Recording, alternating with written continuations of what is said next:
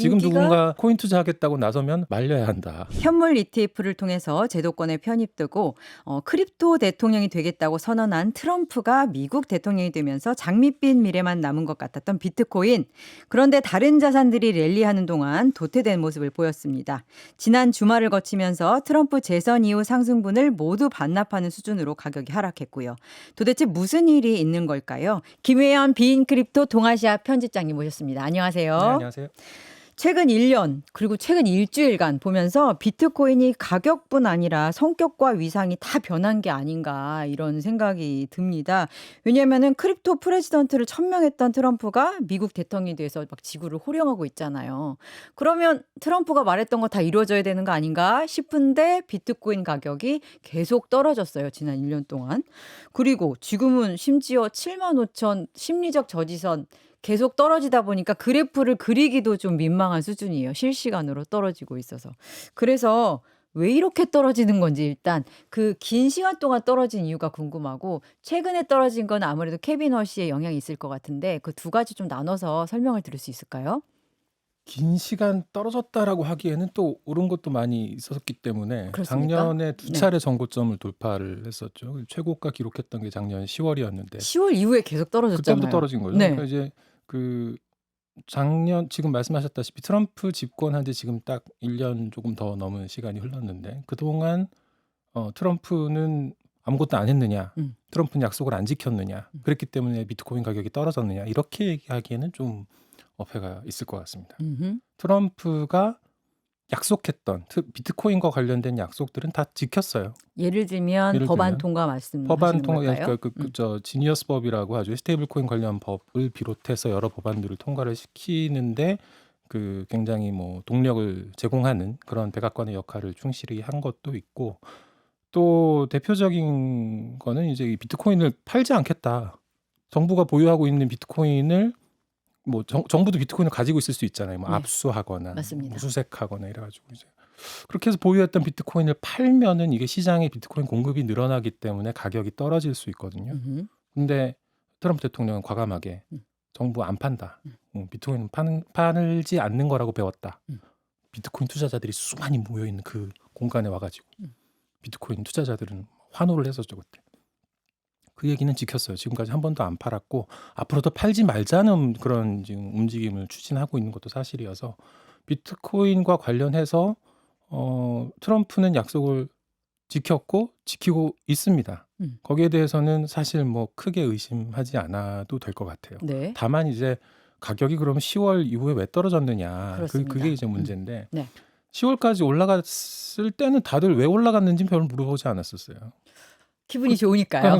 좋으니까 그렇고 또 오르면 이제 좋은 그렇죠. 거니까요. 그러고 네. 이제 이건 원래 오르는 건가 보다라고 생각을 하는 사람들도 많이 생겼고. 반감기 이슈도 있고 그렇죠. 그다음에 이건 수량은 정해져 있으니까 기본적으로 우상향하는 패턴이 아닐까라는 막연한 기대 같은 게 있었던 거죠. 그렇죠. 근데 10월 10일 음. 그냥 금요일이었는데 블랙 프라이데이라고 일컫기도 합니다. 이게 뭐 검은 월요일처럼, 그러니까 그 선물 주는 블랙 프라이데이 말고 검은 월요일 같은 그런 개념에서 블랙 프라이데이라고 부르는데 그때 사고가 터졌어요. 근데 이제 저 세계적으로 가장 큰 거래소인 바이낸스에서 여차저차 하다가 뭐 삐끗해가지고 결국은 이제 그 가격이 박살나는 그런 일이 생겼는데, 좀 지난 일이니까 짧게 말씀드릴게요. 근데 그 뒤로 이게 지금 회복을 못 하고 있는 모양새입니다. 그게 비트코인 투자자 전체에게 그런 시그널이 될 정도의 사건이라고 볼 수 그렇죠. 있을까요? 그때 좀 사고가 나는 걸 보면서 이거 좀 믿을 수 없는 거 아니냐라는 그런 얘기들도 있었고, 네. 당시 문제가 됐던 거는 일부 그 유동성이 충분하지 않은 종목들에서 몇 가지 소문들, 대표적으로 이제 관세 발표가 있었는데 트럼프의 관세 발표 같은 그런 소문들이 약간 과하게 영향을 주면서 저 스테이블 코인들이 한번 이 달러와 패깅이 돼 있어야 되잖아요. 네. 가치가 유지돼야 되잖아요. 그게 한번 무너지기도 하고 뭐 몇 가지 사건이 중첩되면서 한번 와장창 박살이 나다 보니까 불안하다. 그런 반면에 당시 연말로 이제 가던 상황이지 않습니까? 네. 4분기 연말 증시 좋았으니까. 그러니까 이제 좋은 쪽으로 자금이 몰릴 수밖에 없잖아요. 그리고 또 금 맞습니다. 금. 어마하게 오르고 뭐 이런데 음. 그쪽으로 돈을 넣으려면은 딴 데서 돈 빼야죠. 아니 금 가격 얘기를 해서 지금 그래프를 잠깐 제가 준비했는데 지금 저게 기준을 100으로 놓고 금이 이렇게 오를 때 비트코인이 이렇게 내려가는 걸 한번 만들어 봤습니다. 지금 금은 추세적으로 굉장히 세게 올라가고 있거든요. 그래서 비트코인은 그래도 한때 해지 수단으로서 금처럼 디지털 금이라는 얘기까지 들었는데 별명이 있었는데 뭐 해지 수단으로 인플레이션 해지 수단 뭐 이런 어떤 가치 뭐 평가들이 이제는 좀 무색해지는 시점이라고 봐야 되는 거예요. 어떻게 평가하세요? 맞습니다. 그래서 연말에 이제 그런 분위기였어요. 연말에 유동성이 늘어날 거라는 전망들이 나오고 네. 이제 인플레이션 때문에 정부에서 좀 미국 정부 같은 곳에서 양적 완화 정책을 펼칠 거다 뭐 이런 전망들이 나오던 상황에서 그렇다면은 이게 자산 가격에 영향을 줄 텐데 어디에 영향을 줄 거냐, 음. 어딘가는 수혜를 입을 거 음. 아니냐라고 할 때 테크주와 금이 이렇게 막 음. 오르던 그런 그렇습니다. 분위기였던 거죠. 음. 그래서 금이 전고점 돌파한 최근이 언제인지 기억나세요? 언젠가요? 지난주였죠. 지난주인가요? 지난주 5,500달러 음. 넘어 온스당 5,500달러 돌파했던 게 바로 지난주였단 말이죠. 그런데 이제 케빈 비트. 워시가 음. 연준 총재 이사요. 지명자로 음. 나오면서 네. 갑자기 이제 시장이 전체적으로 다 타격을 받으면서 뭐 코인도 타격받고 금도 타격받고 증시도 타격받고 코스피는 뭐 하루 만에 바로 회복을 하긴 했습니다만 오늘 또 올랐더라고요. 네. 그런데 음. 어쨌든 사실 크게 봤을 때는 네. 이 자산의 흐름, 자산 가격의 흐름에서 비트코인도 벗어나 있진 않은 것 같아요. 저는 사실 이렇게 자산에 대한 평가와 관련해서 비트코인이 과거보다 평가가 좀 낮아졌다는 의심을 했었는데 편집장님이 보기에는 그렇진 않다. 그렇죠. 비트코인이 그 본질이 달라지진 않았거든요. 근데 그 말씀하셨던 것 같은데 지난 10월 이후에 떨어졌던 것의 배경 중에는 신뢰성 부분에서 좀 타격이 있었던 것을 짚어주셨는데 그거는 이제 거래 시스템에 대한 신뢰고 이 아하. 비트코인 본질에 대한 신뢰는 신뢰는 여전하기 때문에. 그건 뭐 유지되고 있는 상황인 것 같거든요. 그렇게 봤을 때 이 풍선 효과 같은 거죠. 이제 어허. 어느 쪽에 자산이 투자 자금이 몰리면 어느 쪽은 뭐 빠질 수밖에 없는 그런 이치라고 봤을 때 네. 지금 인기 없는 자산인 건 확실하다. 지금 인기가 누군가 코인 투자하겠다고 나서면 말려야 한다. 근데 인기가 너무 없다. 이게 지금 케빈 허씨 말씀을 하셔서 또 이어서 말씀을 드리자면 케빈 허씨가 기본적으로 과거에 워낙 매파적 발언을 많이 했기 때문에 좀 유동성을 줄일 것이다라는 얘기 때문에 금은 뭐 비트코인 다 같이 하락을 했는데 바로 뒤이어서 금은 어느 정도 그래도 좀 다시 고개를 드는 모습을 보인 반면 비트코인 또 계속 떨어지고 있거든요. 아닙니다. 비트코인도 어제 올랐었어요. 아, 올랐다가 떨어졌어요. 예, 그 또 인기가 없어서 그래요. 그게. 인기가 없는 결과다. 케빈 워시 한번 살펴보죠. 케빈 네. 워시가 어떤 사람이냐? 미국 사람이고 일단 그렇습니다. 네, 스탠포드를 나오고 하버드 로스쿨을 나왔죠. 박사는 법대로 했더라고요. 그렇죠. JD를 받았는데 네. 로스쿨을 나온 다음에 변호사가 됐지만 변호사 일을 하지는 않고 모건 스탠리에 입사를 합니다. 월가 경험이 생기는 거죠. 그리고 아주 전설적인 6년 만에 부사장이 되는 기록을 세웁니다. 그 소년급제가 장난이 아니던데요. 엄청나죠. 그러고 나서 이제 백악관 경제보좌관이 됐던 건데 이제 아들 부시 정권 일기 때. 그리고 그 와중에 에스티로더 창업주 손녀딸하고 결혼을 하죠. 아주 배경도 빵빵해지고 본인의 이 경력도 굉장히 화려해집니다. 트럼프와 60년지기 친구가 이제 에스티로더 그런 거죠.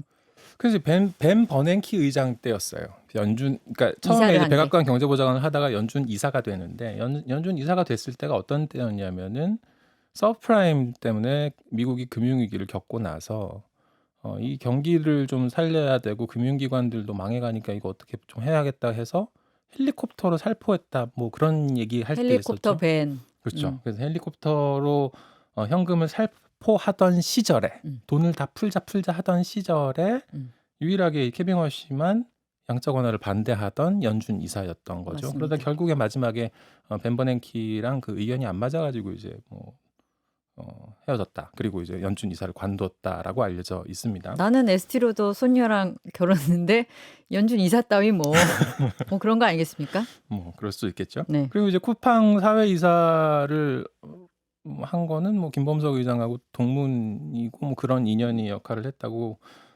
보는데 어쨌든 사람들이 지금 집중해서 보는 거는 그 시절에 벤 버냉키 헬리콥터 벤 시절에 이 현금을 풀어야 한다는 분위기 속에서 유일하게 난 음. 반댈세라고 하던 그 케빈 머시의 모습을 보고 그렇게 얘기를 하는 거잖아요. 네. 그런데 그런데 이번에 트럼프랑 손을 잡지 않습니까? 네. 트럼프가 그동안 지금 파월 연준 의장에 대해서 얼마나 비판을 많이 했어요. 금리를 내려라, 유동성을 공급해라 라면서 사실은 자기가 임명한 사람이거든요. 그렇습니다. 일기 때 일기 자기가 때. 임명한 사람인데 근데 뭐 자기가 잘못 사람 잘못 봤다라면서 막 그러다가 그래가지고 손 잡은 게 지금 케빈 워시란 말이죠. 케빈 워시는 매파인데 음. 돈 풀면 안 된다는 얘기를 하는 그런 사람 우리는 알고 있는데 음. 트럼프는 지금 생각이 돈을 풀자인데 풀자, 금리 낮추자. 음. 이거 어떻게 된 거냐? 어떻게 된 겁니까? 시장은 이 불확실성에 불안해하고 있는 겁니다. 음. 그러니까 이게 지금 케빈 워시가 어떤 사람이다라는 것보다는 케빈 워시가 지금 어떻게 갈지 모르겠다라는 이 불확실성 때문에 시장이 지난 주말부터 좀 요동을 치고 불안해하고 이런 결과가 된 거 아닌가라고 보는 게 맞을 것 같아요. 비트코인은 다른 자산 대비 그런 불확실성에 좀 더 취약한가요? 그런 불확실성에도 취약하고 유동성에 굉장히 취약하죠. 그러니까 유동성에 민감하다. 민감하다는 게 훨씬 적절한 표현인 것 같습니다. 음. 그래서 아무튼 그 트럼프가 그동안 파월을 계속 공격하고 또 그 법무부가 연준 리노베이션 관련해 가지고 뭐 파월이 수사를 잘못했다 기소하고 수사를 해야 되나 하고 수사를 끝내야 되나 안 해가지고 지금 뭐 상원도 거기에 얽혀 있고 이렇잖아요.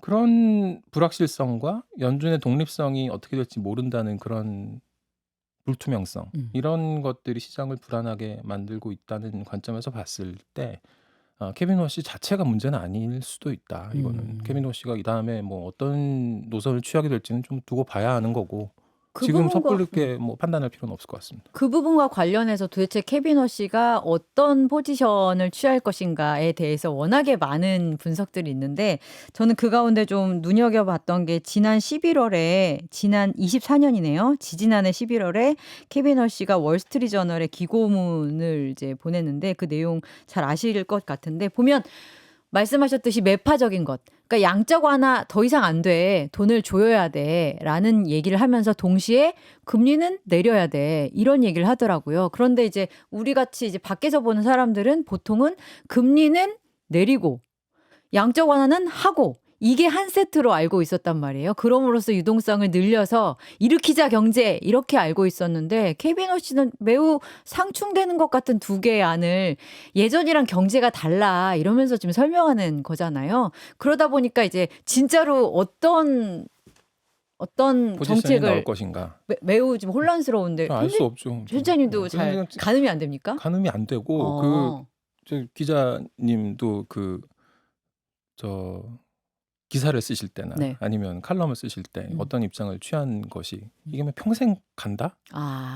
그렇게 보세요? 그렇죠. 항상 바뀌죠. 그렇죠. 또 바뀔 수밖에 없는 거고 네. 그러니까 그거 가지고 그래서 막 비판을 받고 비난을 받을 수도 있지만 또 뭐 결국에는 그럴 수도 있다는 생각이 들 수밖에 없는 건데 가장 중요한 거는 그래서 인준을 해야 되는 이 청문회 과정에서 케빈 워시가 뭐라고 할 것인가. 그렇습니다. 이게 이제 그 입장이 가장 정리된 입장일 거고. 가장 빠르게 알 수 있는 케빈 워시의 포지션이겠죠. 그렇죠. 그런 다음에 이제 그 이후에 이제 FOMC 회의를 할 텐데 그런 다음에 연준 의장 기자회견을 하잖아요. 네. 그러면 케빈 워시가 진짜로 무슨 생각을 하는지 그리고 그 뭐 기자들이 물어볼 수도 있으니까 그때는 그거를 좀 더 깊이 있게 파고 들어가 볼 수 있는 그런 기회도 생길 테니까 빨리 인준이 좀 됐으면 좋겠는데 그러네요. 오히려 네. 시장의 마음은 네. 빨리 인준이 돼서 좀 방향이 명확하게 드러나고 그러면은 어떤 포지션 투자에서도 어떤 포지션을 취하는 게 좋을지에 대해서 판단을 할 수가 있는데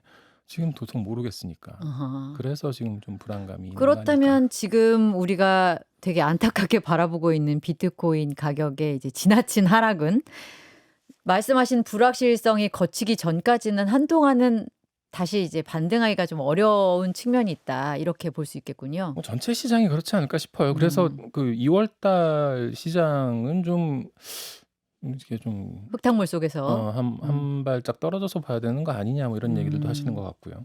그러면 이제 향후 우리가 그럼 봐야 할 포인트는 케빈 허쉬가 과연 유동성을 얼마나 공급할지와 관련해서 자기의 포지션을 어떻게 취할까, 정책을 어떻게 낼까, 어떤 자세를 갖고 있을까 이걸 테고요.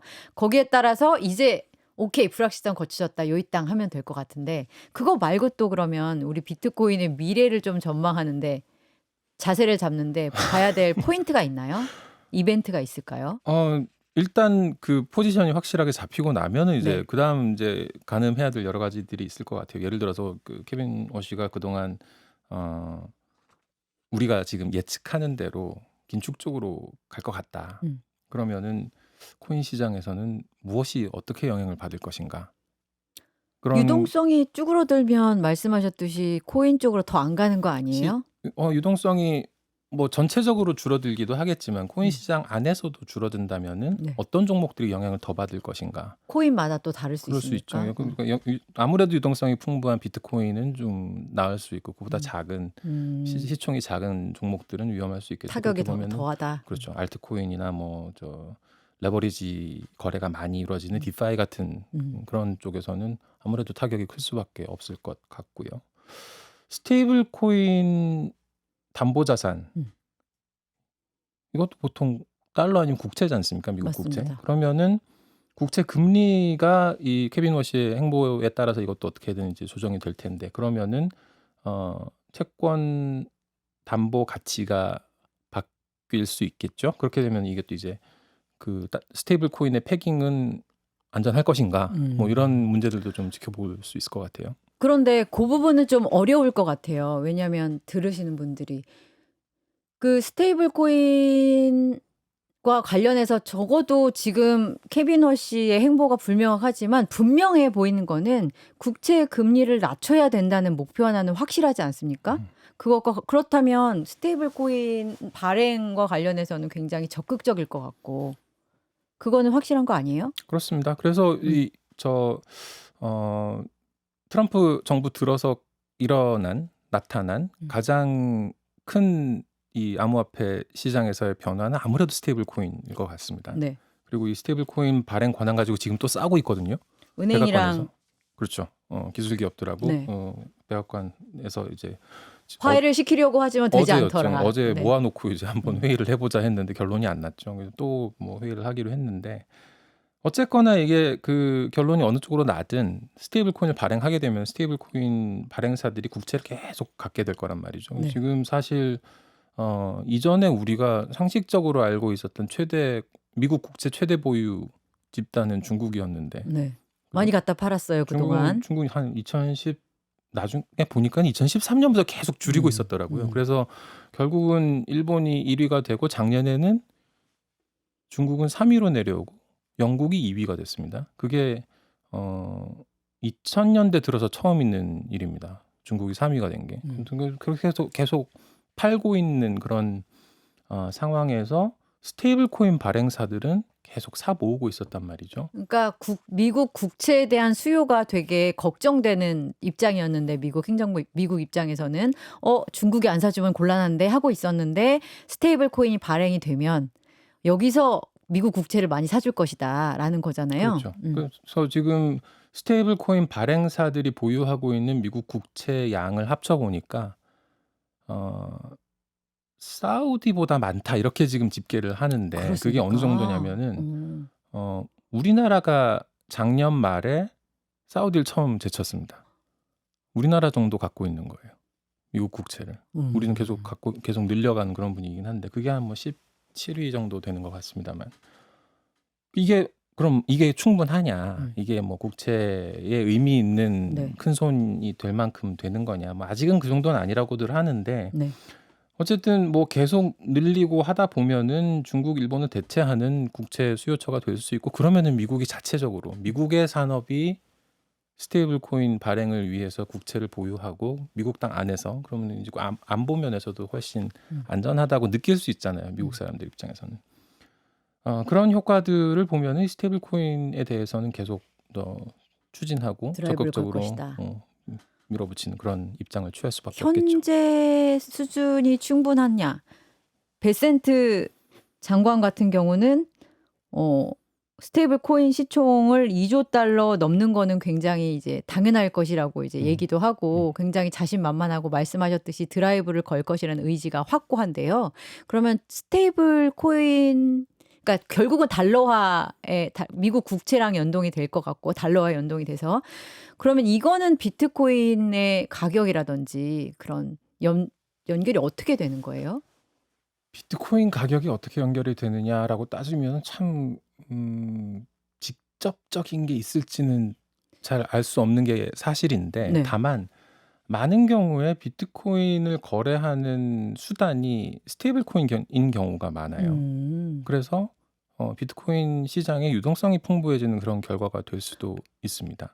어차피 이제 전자적으로 이루어지는 그렇죠. 거래에서 네. 가장 효율적이고 손쉽고 그리고 이런 건 없나요? 스테이블 코인으로 투자를 한다면 가장 손쉽게 투자할 수 있는 대상이 역시 비트코인일 것 같거든요. 그건 맞는데 응. 지금 이제 제가 말씀드렸다시피 이게 직접적인 건 한 그 정도일 것 같아요. 네. 간접적인 건 이제 유동성 확대를 통해서 이제 다른 부수적인 것들이 나타나서 코인 시장 전체가 성장하는 그런 걸 바라볼 수 있을 건데 우리가 오히려 스테이블 코인을 보면서 미국의 스테이블 코인 이 드라이브를 보면서 뭐 우려랄까 아니면 좀 관심 있게 지켜봐야 되는 대목은 그런 것보다는 어느 정도 조건을 갖추면 금융기관이 아니라 일반 기업들도 맞습니다. 스테이블 코인을 발행할 수 있게 해준다는 그 대목이잖아요. 은행만 일종의 화폐를 만드는 게 아니라 아마존, 월마트 이런 데서도 화폐를 발행한다. 맞습니다. 너나 나나 다 발행한다. 아마존, 월마트도 그렇고 뭐 미국의 제조업들이 또 뭐가 있을까요? 나이키, 뭐 아니면 유통 아마존, 월마트가 있을 거고 서비스 스타벅스 뭐 여러 가지 있겠죠. 뭐 아니면 뭐 애플, 구글 뭐 수많은 기업들이 있을 것 같은데 그들이 모두 다 달러를 담보로 한 스테이블 코인을 발행한다면 정말 달러 수요 폭발하겠네요. 그럼 어떤 세상이 되겠습니까? 예를 들어서 아마존이 아마존에 팔리는 어떤 가방을 동남아시아에 있는 A라는 나라에서 소싱을 합니다. 거기에서 수입을 해오는 거예요. 그럼 수출하는 나라의 회사가 있을 거 아니에요. 여기 B라는 회사라고 치죠. 그럼 A라는 회사가 B라는 회사에 얘기를 합니다. 니네 우리 스테이블 코인으로 결제하면은 우리가 좀 수수료 덜 떼고 어떻게 좀 싸게 해줄게. 니네 거 쓸게 이렇게 되죠. 더 많이 줄게지. 더 많이 줄게. 그러니까 왜냐하면 그게 가능한 이유는 A라는 회사 입장에서는 스테이블 코인 네트워크를 쓰면은 기존에 쓰던 이 복잡한 신용장 거래라든지 아니면 수수료라든지 전신에서 발생하는 수수료들을 아낄 수 있기 때문에 그렇습니다. 그만큼을 가지고 혜택을 줄 수 있게 되는 거죠. 그러면은 B라는 회사는 당연히 이거 쓰겠죠. 그렇습니다. 그런 다음에 처음엔 이걸 환전을 할 거예요. 바로 자국 화폐로 환전을 하든지 아니면 현금 달러로 환전을 하든지. 근데 시간이 흐르고 어느 날 보니까 우리 옆에 회사도 A라는 회사에 스테이블 코인을 쓰고 있고 우리 옆에 있는 회사도 A라는 회사에 스테이블 코인을 쓰고 있는 거죠. 네. 저 스테이블 코인 쓰는 사람들이 많네? 이거 환전 굳이 안 해도 되겠잖아, 그러면. 그럼 이제 이거 가지고 그 동남아시아에 있는 나라에서 그냥 이걸 그냥 쓸 수 있는 거죠. 네. 그러면은 그 나라 화폐는 뭐가 되죠? 아마존이 되겠군요. 쓸 데가 없는 거예요, 이제. 네. 그런 식으로 이 제조기업과 또 미국의 유통 및 서비스 기업들을 통한 어떤 스테이블 코인의 확산이 이루어지면은 이거는 뭐 코인 시장에서의 여파를 생각할 것도 없이 이거는 정말 이 전 지구적인 그렇죠. 달러의 영향력이 굉장히 크게 확산하는 그런 계기가 되겠죠. 영향력도 영향력이지만 사실 담보를 일단 잡아놓은 다음에 코인을 발행해야 되는데 말씀하셨듯이 바로 환전을 하지 않고 이게 나름의 생태계를 이루고 하다 보면 애초에 달러랑 누가 가장 먼저 이제 담보를 잡았는지가 애매해지는 상황이 될 것 같거든요. 유동성이 곧 또 유동성을 만들고, 그러니까 애초에 잡힌 달러가 얼마인지조차 약간 헷갈리는 지경이 될 것 같거든요. 그렇죠. 지금 저 동남아시아에 있는 나라에서 이 스테이블 코인 가지고 이자 장사를 하는 사람도 생길 수도 있고, 그렇습니다. 그렇죠. 다른 스테이블 코인끼리의 환율이 생길 거거든요. 그러면 그렇죠. 그거 가지고도 또 환차익, 환차손을 계산하는 그런 경제도 그렇습니다. 생기겠죠. 그러니까 경제는 또 다각도로 쫙쫙 갈라지면서 유동성이 엄청나게 많아질 것 같거든요. 그래서 다른 나라 화폐가 어떻게 되느냐. 그렇기 때문에 이걸 이제 달러라이제이션이라는 표현으로 이제 많이 묘사를 하는데 우리나라도 이 이 영향에서 자유롭진 않을 안전하지 거란 않죠. 말이죠. 네. 그렇다면 우리는 어떻게 되느냐 이런 문제가 남기는 합니다. 우리만의 생태계를 만들 수 있는 대안이 뾰족히 생각나지는 않는 상황입니다. 굳이 이제 대안을 한번 생각해 본다면 네.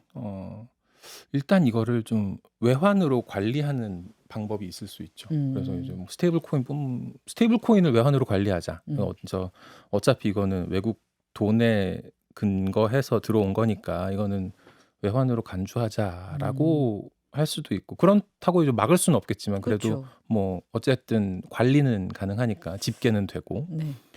아예 코인 전체를 외환관리법으로 음. 묶어보자. 음. 실제 그런 법안이 나왔었어요. 그래요? 네. 저희 국회에서? 우리 국회에서 계엄 우리 때 국회에서 그랬군요. 국민의힘에서 나온 법안이 국민의힘이 또 있었습니다. 코인에 관심이 좀 있어요. 의외네요. 어쨌든 그 코인이나 스테이블 코인을 외환으로 다루는 그런 개념으로 접근하는 것도 하나의 방법일 수는 있을 것 같아요. 막는 건 아니더라도 또 한 가지는 네. 플레이북이 생겼지 않습니까? 미국 기업은 이렇게 한다라는 플레이북이 안내서가 생겼잖아요. 그 안내서를 따라야죠. 그러면 우리도 이제 대세를 타는 수밖에 없다. 우리도 거스를 이제 수는 없으니까. 그렇죠. 우리도 민간 기업들한테 스테이블 코인 발행 권한을 줘서 그래서 똑같은 거라는 거죠. 우리 기업들도 해외랑 거래하면서 원화 스테이블 코인으로 결제를 하는 걸 그쵸. 추진하고 그렇게 해서 원화의 생태계를 국경 너머로 넓히는 그런 작업을 한다면 이것도 뭐 아까 말씀드렸던 달러라이제이션을 막는 건 아니겠지만 그래도 어느 정도 그만큼을 상쇄할 수 있는 그런 효과는 있겠죠. 생태계에서 아예 절멸당하지 않는 수준은 갈 수 있다. 이 정도일 것 같은데요. 잔인하지만 냉정하게 말해서. 왜냐하면 지금 말씀하셨던 미국 제조업, 뭐 빅테크 이런 데서 만약에 코인을 발생시킨다고 해요. 발행한다고 했을 때 그 다른 쪽이 이제 거기에 이제 종속되게 하기 위해서 가장 큰 자원은 뭐 규모의 경제가 되게 셀 것 같거든요. 저기랑만 해야 돼. 나름대로 가격 결정력이 있는 어떤 주체들일 거 아니에요. 우리나라의 그런 기업이 얼마나 될까를 고려했을 때 약간 좀 물론 요즘에 잘하고 있는 기업들이 많습니다만. 근데 또 이제 한류의 유행이 네. 하나의 기회의 창을 열어준다라는 말씀을 하는 분들도 많이 지금부터 계세요. 고민을 많이 해야겠군요. 네. 지금 당장 비트코인 가격을 통해서 우리가 얘기를 하긴 했는데 그 비트코인이 근거하고 있는 더 큰 판 얘기까지 해주셨습니다. 마지막으로 그러면은 언제 올라요? 라는 질문을 드리고 싶은데 정리를 하자면 일단은 불확실성이 거쳐야 하는 그 케빈 워시의 청문회 이유를 봐야 될 것 같고요. 그다음에 더 큰 조건을 만드는 스테이블 코인의 그 드라이브 결과까지 지켜보면 된다. 이렇게 정리하면 될까요? 뭐 그렇습니다. 지금 한 75,000달러, 6,000달러, 7,000달러하고 왔다 갔다 하고 있는데 올해 전문가들의 그 전망 범위가 한 요선에서 최저 한 요선 75,000달러 선에서 20만 달러까지 이렇게 너무 변동성이 큰 자산이라고 하지만 너무해요. 네, 그래서 이게 뭐 전문가들이 전문가인지도 모르겠고 이건 정말 좀 뭐라고 드릴 말씀이 없는데 어쨌든 올 상반기는 좀 아닌 것 지켜봐야겠다. 같다라는 얘기들을 많이 하시는 것 같아요. 지금 작년 10월부터 4개월 동안 계속 하락하고 있는데 이게 2018년 이후로 최장기 하락장입니다. 그래서 이게 좀 언제 끝날지 모르는 터널로 들어선 거 아니냐 이런 얘기들이 나오기도 하고 또 다른 반면에는 과거의 비트코인 하락장 같은 경우에는 이 외부 충격이었다. 무슨 사건 사고가 나서 이런 경우들이 생겼던 건데 이번엔 그런 거 아니지 않냐. 오를 때도 예전에는 반감기 때문에 오르는 어떤 그 본질적인 특성 때문에 올랐다면 이번에는 ETF가 생기고 무슨 스테이블 코인 법안이 통과되고 이런 것 때문에 올랐던 거고 떨어지는 것도 예전에는 뭐 FTX 사태라든지 뭐 마운트 곡스 사태라든지 이런 사건 때문에 떨어졌다면은 이번에는 이건 뭐 연준, 뭐 유동성 이런 거 거시경제적 환경 때문에 이런 거라고 봤을 때 과거에 너무 이렇게 사례에 빗대서 볼 필요는 없지 않느냐 이런 얘기를 알겠습니다. 하는 마침 하반기에는 비트코인을 비롯해서 코인 가격을 오를 만한 정책 드라이브가 좀 준비되어 있다는 측면에서 그래도 일단 좀 기다려보는 게 좋을 것 같다. 이렇게 정리를 하겠습니다. 김혜연 빈 크립토 동아시아 편집장님과 얘기 나눴습니다. 감사합니다.